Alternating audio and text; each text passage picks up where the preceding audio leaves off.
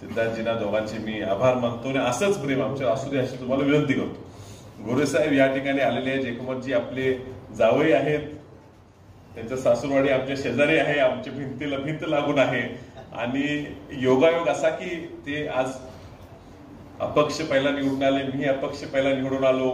कधी आता परत मी काँग्रेसमध्ये जाईन नाही तर कुठल्या तरी पक्षात जाईन, पण कुठेतरी आम्हाला पण पुढे जाऊन मंत्रिपद मिळालं असं अपक्ष सुरुवात केल्यासाठी त्यांच्यासारखी आमची पण सुरुवात पुढे जावी अशी आपण अपेक्षा करतो।